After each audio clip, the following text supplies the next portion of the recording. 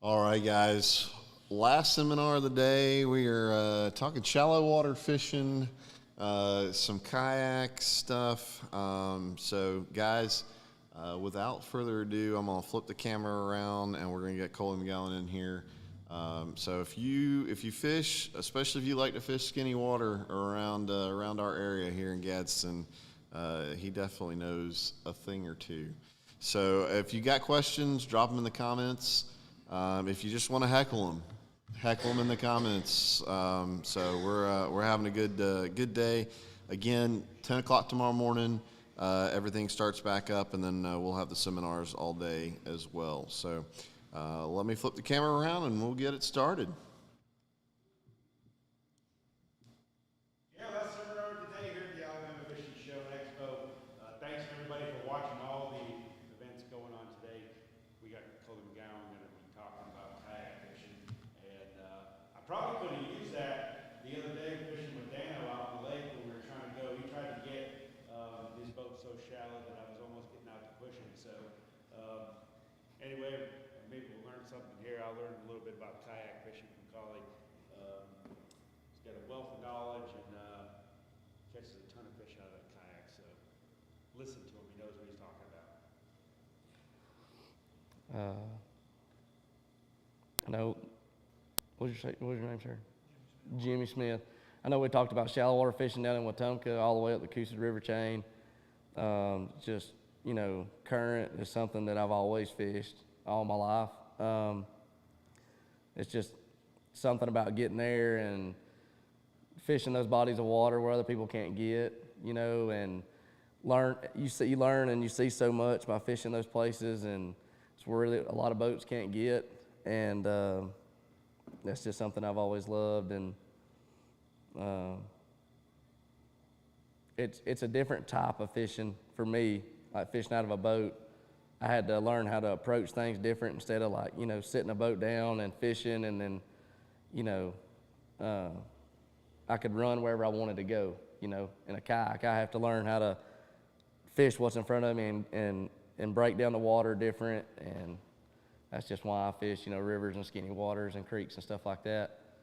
But if anybody's got any questions, I'm open for it.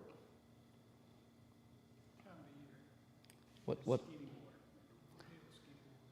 I fish skinny water all year long. Some places are better than others all year long.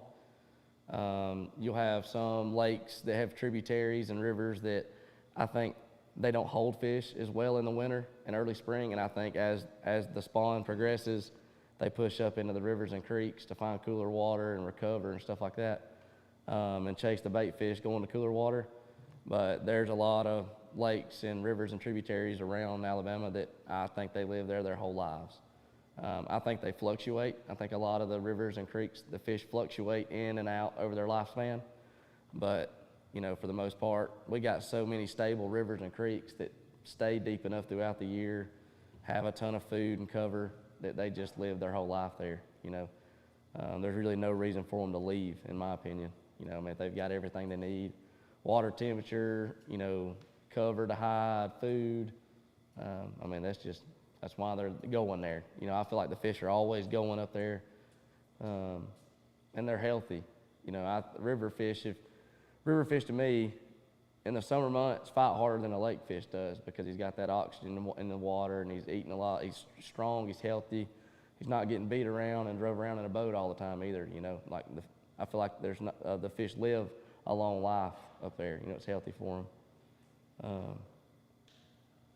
But I would definitely say year round for the most part, around here anyways.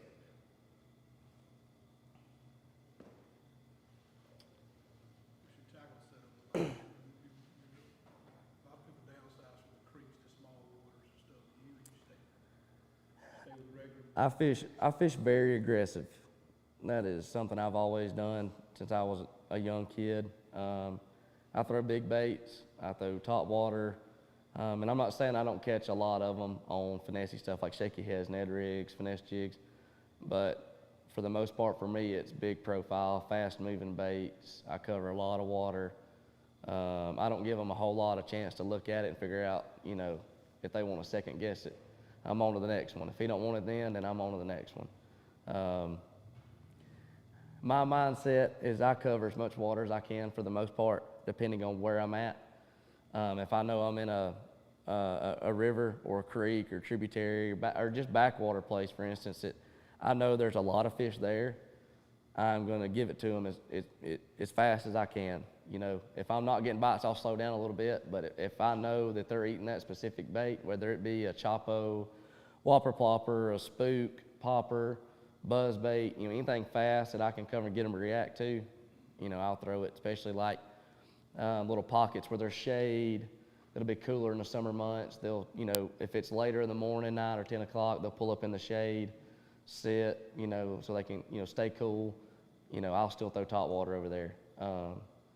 But I do throw a wacky rig a lot. That has been something that it's helped me in a lot of tournaments. It's put a lot of fish on the board for me in a lot of tournaments. And at Pickwick 2 years ago, you know, I'm a top water guy. I throw big swim baits, glide baits, chatter baits, spinner baits. I like everything fast. And I couldn't get them to eat it up there on Pickwick. I mean, I just couldn't. They would follow it. I would work it painfully slow, and they would just come up and look at it, and they would just fade back down. I could see them come up, look at it, and go back down. And so I started skipping a peanut butter and jelly, Gary Yamamoto Cinco, and I mean, it was like they quit looking. They would just come up and grab it and just go right back down. You know, it's like they wasn't wanting to commit to that last little bit of surface water. You know, they were interested in it, but they didn't want to come out of the surface to get it, you know. So sometimes, I don't know, they get finicky like that, but that's what I caught all my fish on the entire day, was that. I got second at Bassmaster on Pickwick. And the Cinco's bailed me out of a lot of tournaments. And even when I'm fun fishing, I mean, it's just something that I know I can get bit on, you know. Especially around here, the spotted bass love it. I mean, I don't know what it is about it, but I mean, and like rivers and creeks and stuff around here, you think people on the lake in the summer are slowing down. They're going offshore. They're fishing deep. You know, they're throwing a Carolina rig, or they're throwing, you know, a big worm or something like that slow in the summer. And I don't slow down in the summer. Like I fish fast all summer. And so that's one reason why I'm either hero or zero. I'll either do good in a tournament or I won't do good depending on where I'm at. It's because I fish my strengths, you know, everywhere I go. And I have so much confidence in chatterbaits, spooks, whopper ploppers, choppos, buzz baits, frogs, that I know that I potentially can win the tournament if that's what I'm throwing. So you know, and like Robbie, I mean, he's the man, you know, with a shaky head. And there's been times like seeing him fish and do good and wear me out, that I'll pick up a shaky head or a wacky rig or something to slow down. But it's not something that I've spent as much time with as power fishing. So I don't spend as much time doing it because I'm not as confident in it, you know. It's not something where I get in a bind to where I pick up and I'm like, no, I'm gonna throw this.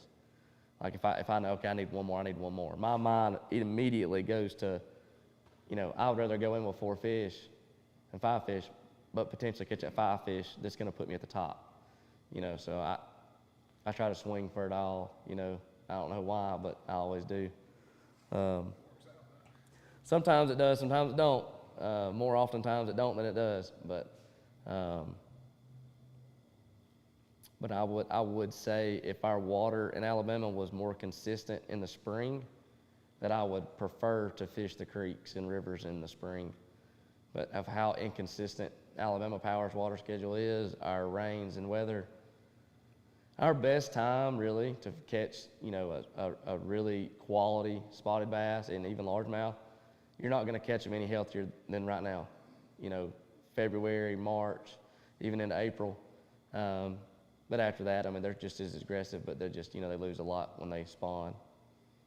But that would be my favorite time to fish them if the weather would be consistent. Got a question from the internet. What is your Cinco setup, Coco? What did he say? What is your Cinco setup? I throw a 7.2 medium on my spinning rod. I throw 15-pound braid. I know a lot of people probably get me about that. I throw 15-pound braid, And depending on how clear the water is, I'll throw 8-pound fluorocarbon or 10. If I get in a lot of places where there's smallmouth, I go up to 10, just because of how hard they fight and they don't stay in the water very much and want to go to cover. If I'm fishing more open water, I tend to go to 8. And I throw a 5-inch Senko. I don't really throw the 4, the 6 at all. I throw the 5. I got about every color, but black with blue flake and peanut butter and jelly is my favorite 2 colors. What hooks? I throw they're by owner. I'm trying to think what they're called. What size? I got 1 and 2 alt. I like the smallest I can. The VMC, I've started going to the VMC, what are they called? You know what I'm talking about. The split ring pliers. Instead of hooking, through the old school old ring, I don't do that anymore. I was going through packs of Senkos like all the time, So Dan Perry had put me on the VMC. The O-rings have an actual little hole in them that the hook actually goes through, and it does never even touch the worm.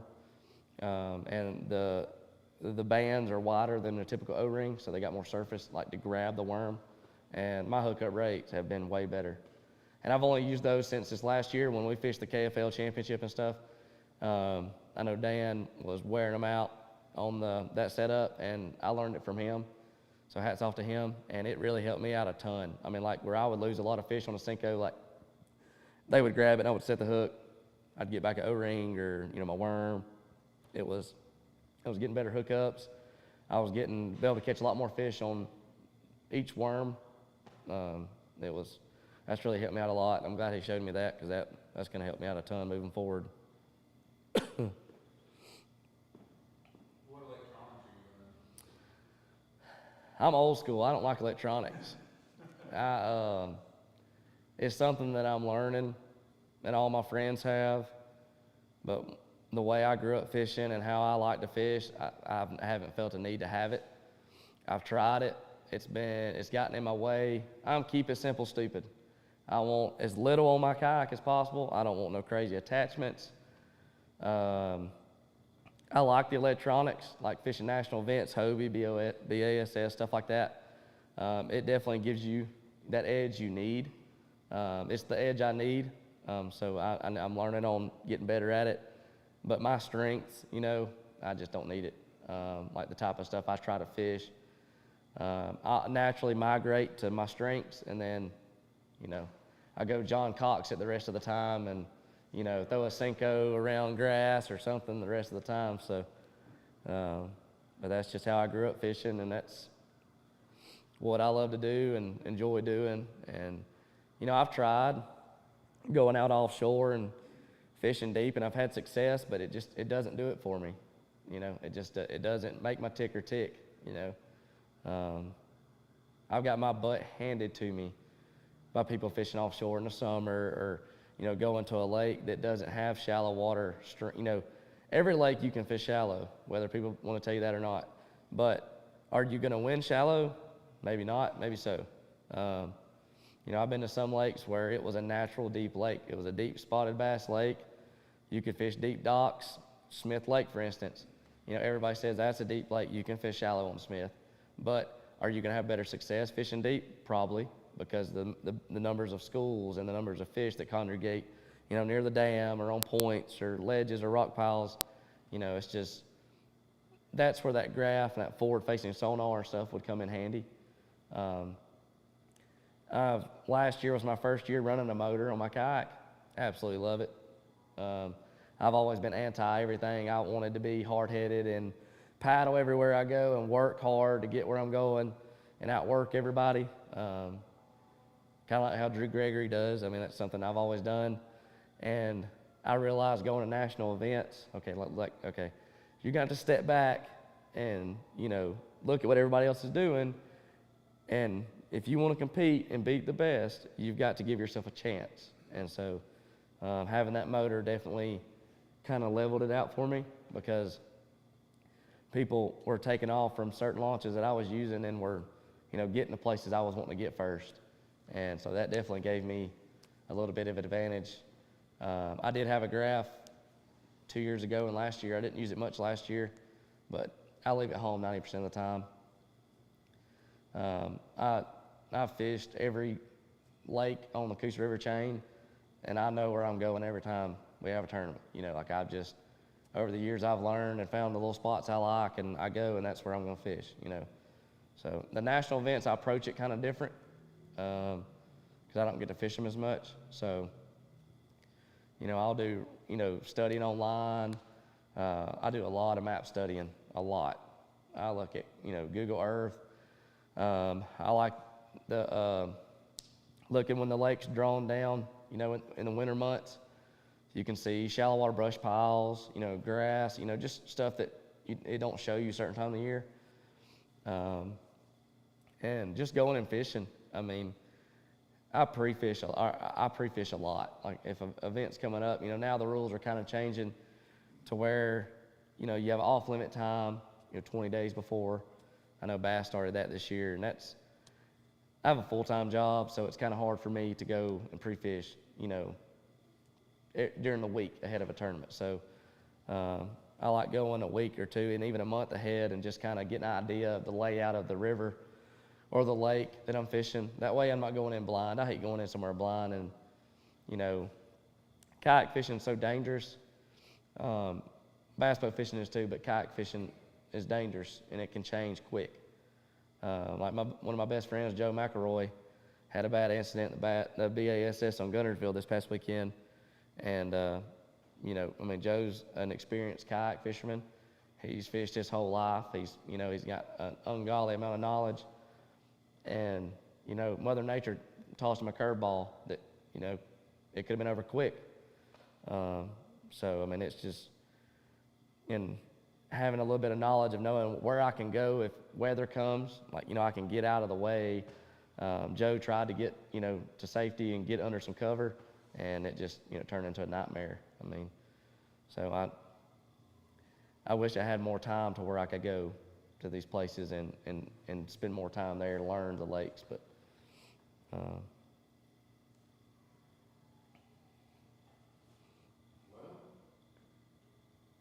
Anybody else got anything?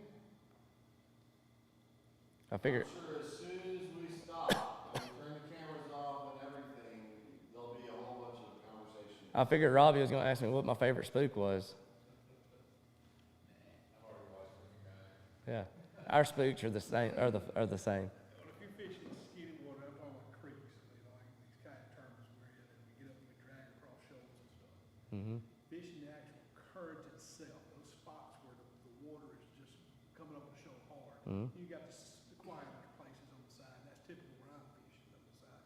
You fishing any of that in that hard water? Yes, sir. Water's coming over? So how I break it down? Are you approaching it from downstream or upstream? I'm going up. Okay, well that's good because fish and current, they're never going to hardly eat anything coming past them. It's always coming over them. I feel like they eat better. The eddy, fish will sit there, but 9 times out of 10, that current scene, there's that line, they're going to be there, and where that shoal is, well, they'll be right at the bottom of it and even past it, but also even on the top side.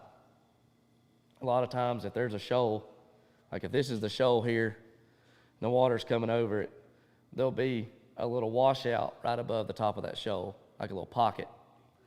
And you can throw up above it and bring it down, and they'll be sitting right at the head of that shoal waiting for bait fish to shoot back down the rapids or current, and they'll ambush them right there. Now, they set up different throughout the year, I feel like.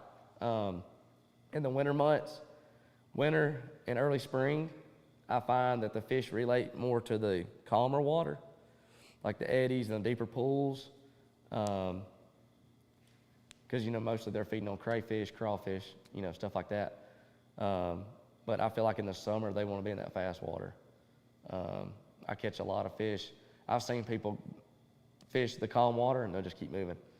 But like anything that you can see if there's a tree or a rock or anything where that current's coming over and washing out a hole, and it may be dead center of that current, but like in the winter months when we get a lot of rain, that current's just washing out new holes all the time. It's changing, the depth every year. Everything changes a little bit, and I feel like those fish will get in those washouts, and that current doesn't hit them like you and I think they would.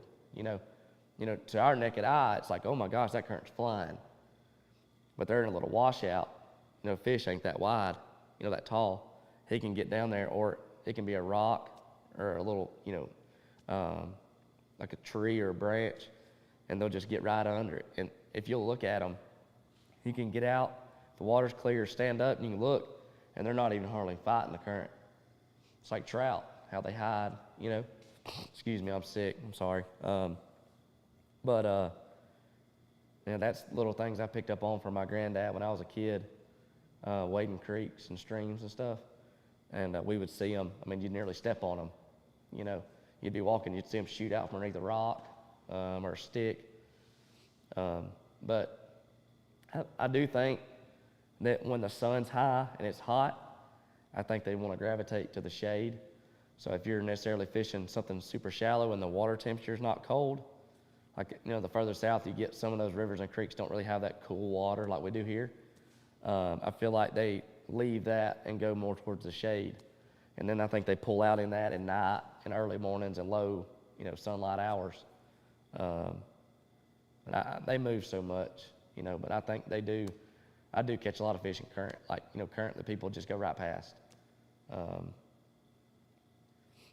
And it's hard for me to work anything slow in that current, because I feel like I have to throw something heavy to get it down to him, but it doesn't look realistic to him, because a crawfish is not going to hit the surface and go straight to the bottom right in front of him. So he's not thinking, oh, that's not real, it's not going to fool him. And you throw like a micro jig or a finesse jig or a shake head, it's just going to go right over his head, so it's usually something fast I'm throwing.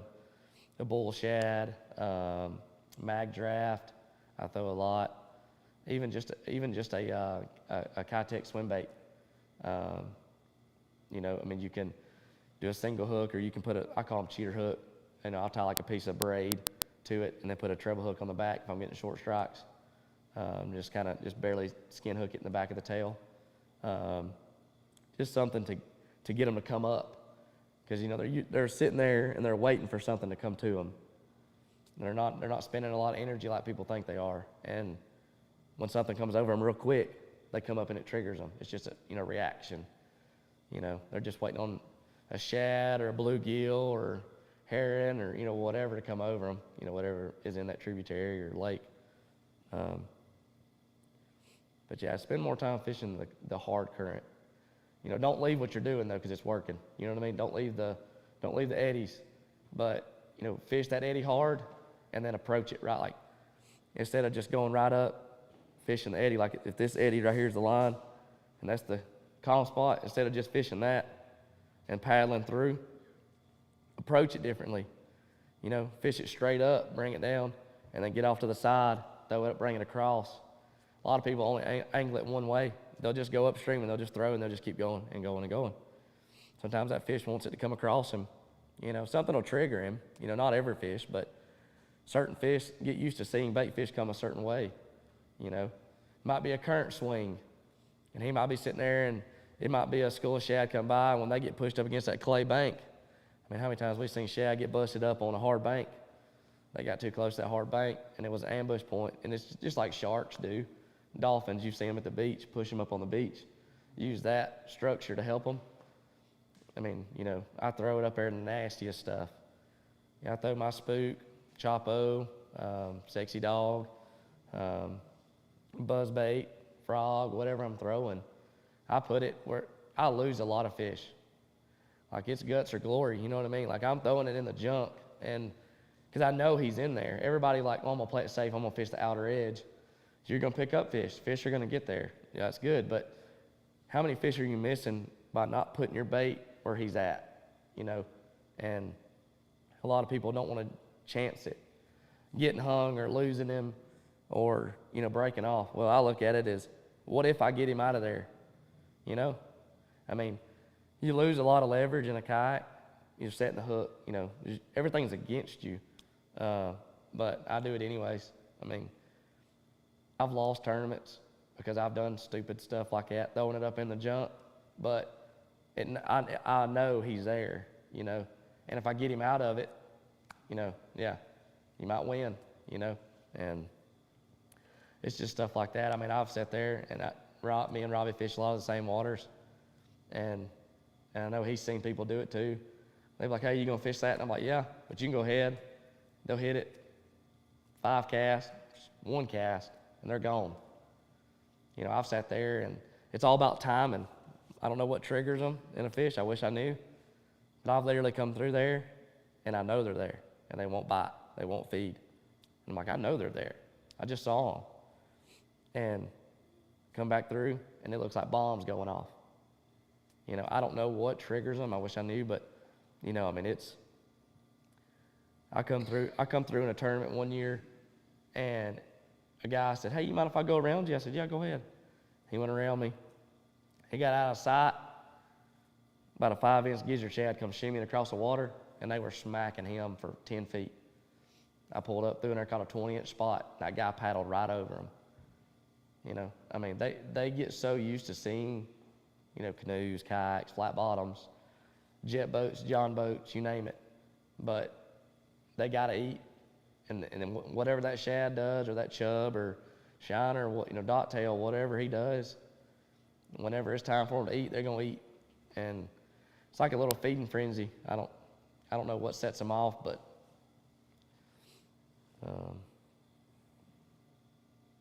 I do find it tough to fish rivers and creeks when the leaves start falling. That's a frustrating time of year for me because they're still there and they're feeding up for winter. But there's so many leaves and sticks on the water, you have to really be careful what you throw. So I usually change my presentations that time of year.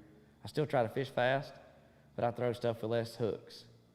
It's hard for me to throw a chopo or a whopper plopper or spook or something that's got trebles, or a wake bait. I throw wake baits and floating bull shads, and it's hard because of the leaves.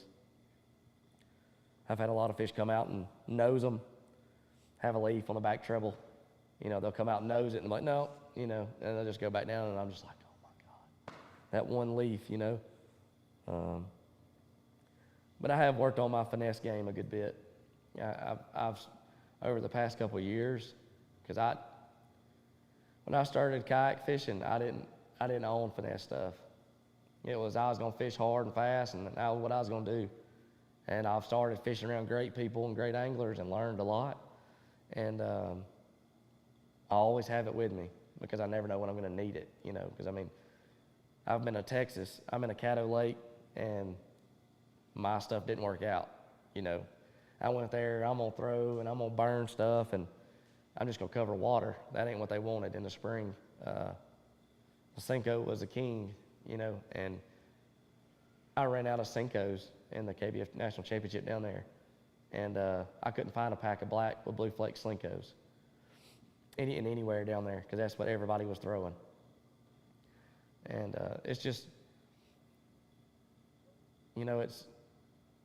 I try to fish that everywhere I go in the country, but you can catch fish, but it's not always going to produce, and that's been something I've had to adjust. It's breaking down different bodies of water, and a kayak's tough. It's hard. It really tests you. It really tests you physically and mentally, because you're not able to crank her up and run, a long ways, and it's hard to graph. I haven't used a graph in a kayak, and it's hard. I don't think I've ever went a day and like, oh man, I've really done good.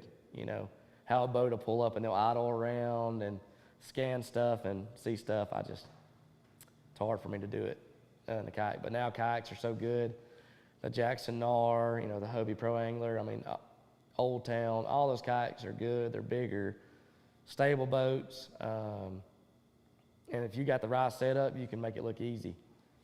I've seen the guys do it, and it's just, it's an investment, you know. I mean, it's something that you got to invest in because it's a lot of money. It's a lot of hard work, and it's a lot of time to get it dialed in, you know. And I'm just not a wizard like Dan Perry or some of these guys that fish offshore, you know.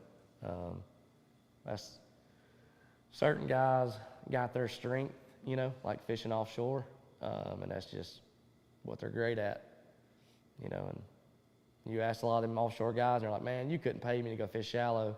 They hate it, you know. They're out of their zone, you know, and they'll do good and cash checks deep, just how we'll cash check shallow. Anybody can win at any given day, you know.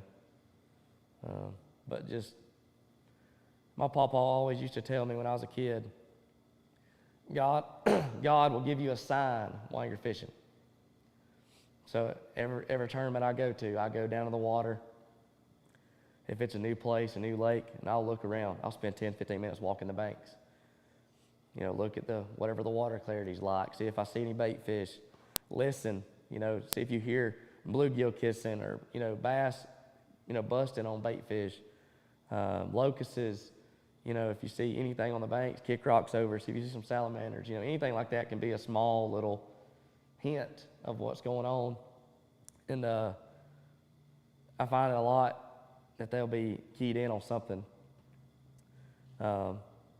I love the Susquehanna River in Pennsylvania. It's a beautiful place. It makes our rivers and tributaries down here look like babies. You know, it's a mile wide in some places. And it's mean, you know, current, fast, moving water, and ferocious smallmouth. And they eat a lot of small things there.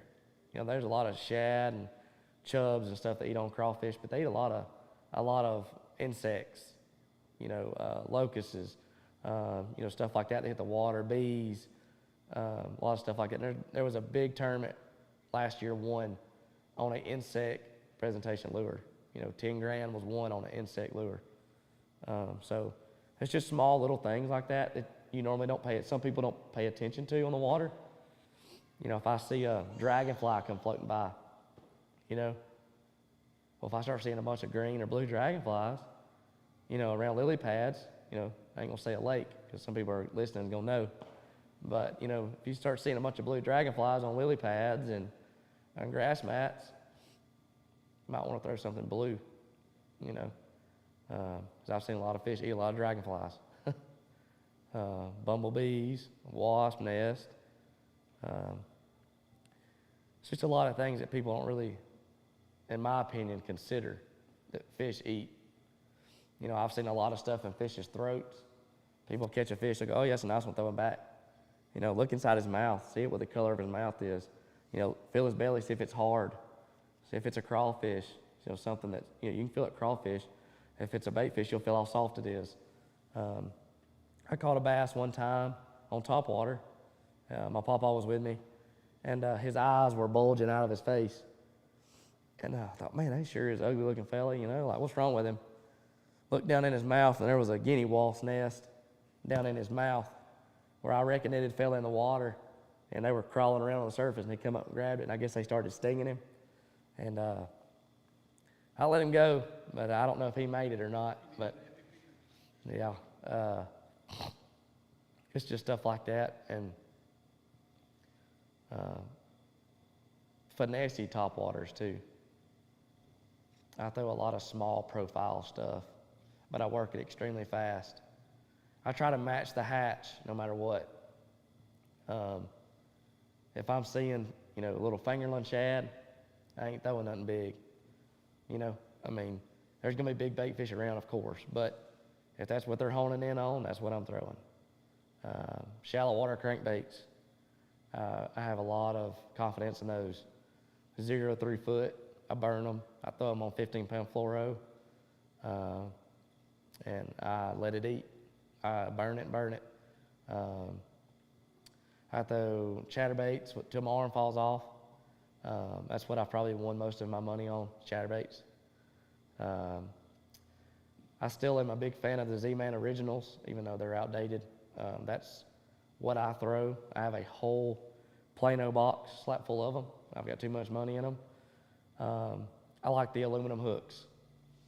I think I get better hookup rates on the aluminum hooks. I don't lose as many fish on the aluminum hooks. That's just me. That's my opinion. I throw the jackhammers, and they each have their own. To me, they all run different. You know, original runs different, and the jackhammer runs different. But I throw really 3 colors. I'll throw a 4th when I have to. I throw white no matter what. I don't care what the color it is. They're always going to eat white. The shad's color don't change when it gets muddy. You know, I just throw white. I throw a green pumpkin color in the spring. You know, it's always been a good one for me. You can throw a crawfish trailer if I'm fishing slower. Obviously, a crawfish is not going to come by screaming fast. So if I want to fish fast and cover a lot of water, I put a paddle tail on. But if I'm fishing slow or hopping it, just, you know, kind of just barely cranking along, I throw a crawfish. I throw black and blue every now and then. But a crawfish color has been big for me. The red has done good for me, but white's always been my number one. I throw wake baits a bunch. I have a whole bunch of different wake baits. It's hard to find a wake bait that's the right size for schooling fish, even if it's in 80 foot of water on Smith Lake. It's just hard to mimic a small wake bait. You know, it's hard to get the right action and be able to cast it how far you need to cast it. So a lot of times I know a lot of people's gonna get me for this, but I throw a lot of my finesse top waters on spinning rods. A lot of people disagree with that. You know, hey, I don't get the hook set or the backbone. Well, I would rather be able to cast to him without spooking him. Throw lighter line so I can throw as far. I'm getting better presentation. I'm getting better action out of my bait, and I'm even giving myself a chance. That if I'm throwing 7'2", medium heavy, 17 pound, braid with a leader, whatever, I'm gonna outcast you with a 7'2" spinning rod. I'm gonna be able to throw further. I can throw lighter line. I can get more distance, and to me personally, I can just work it better. And that's just something that I've done real well with. Just throwing small weight baits and crankbaits. I do flip some, but I'm not a big flipper. I like to pitch baits. I'm not like people say flipping, I think of flipping mats, big old, broomstick.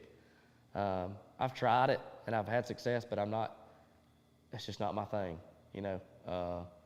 I hate setting a hook on a fish and getting pulled up in it and losing him, So when I fish shallow, it's usually pitching at targets, so pitching and flipping.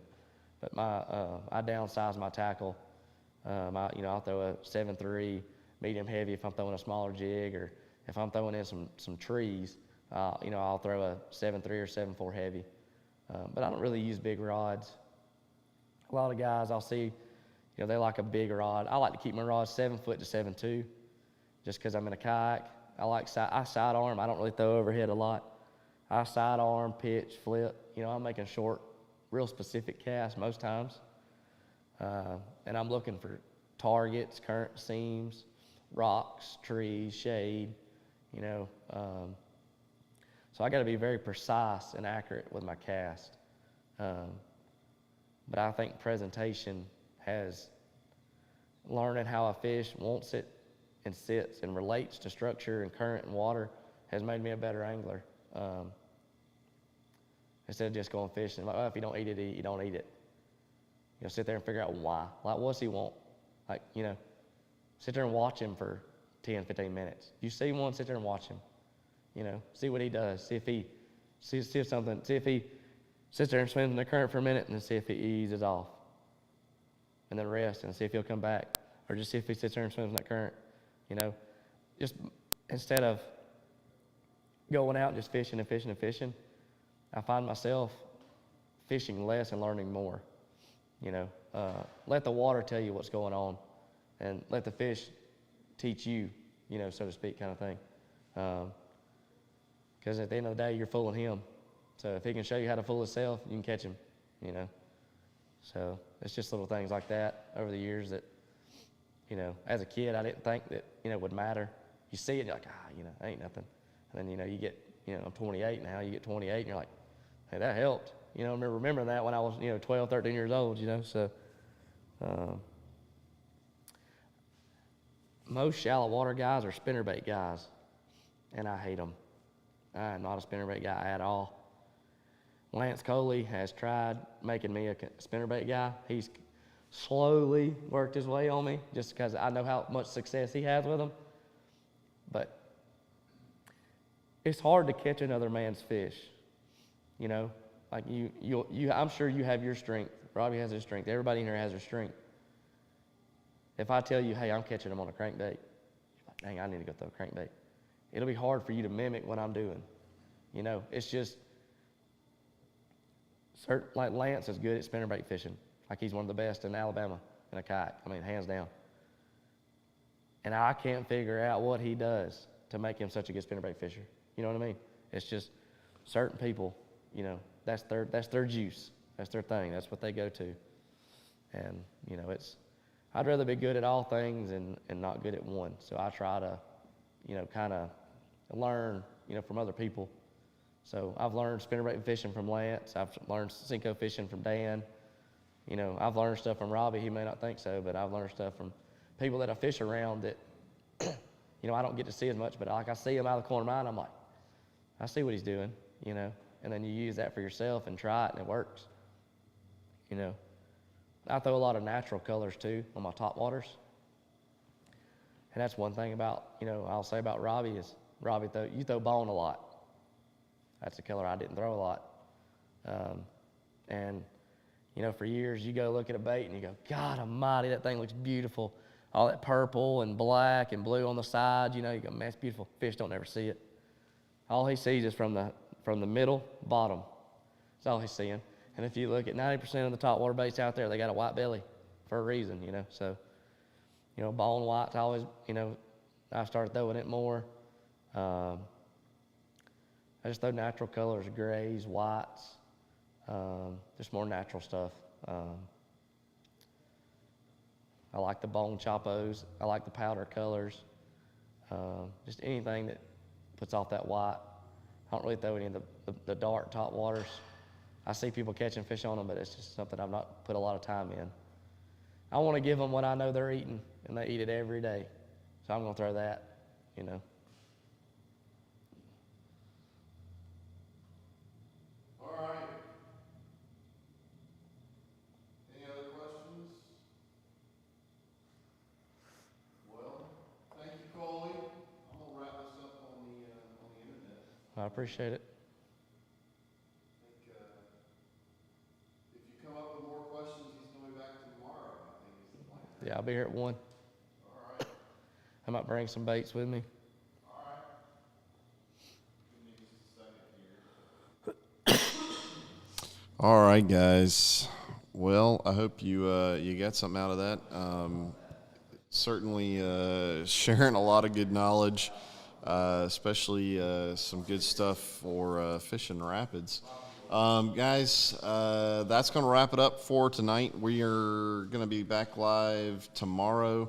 Again, 10 o'clock. The doors open here at the Alabama Fishing Show and Expo at the venue. Come on down. Weather depending, we are going to have demos. Hey, Chuck, yep. Coley is the man. He definitely he knows how to catch them. Yeah, demo boats are going to be in the water. We're going to have kayak guys, experienced kayak guys flowing in and out. More seminars tomorrow. I know Matt Herron's going to be in here. Wes Logan's going to be in here. Along with a good number of others. A lot of good sonar discussion. If you are kind of want to learn more about sonar, Mike Delvisco did a really good seminar that he'll do again tomorrow. Especially if you're new to sonar stuff, some really good basic concepts. So guys like me, I learned a bunch. So all right, guys. Y'all have a wonderful night. Thanks so much for watching, and we'll see you tomorrow.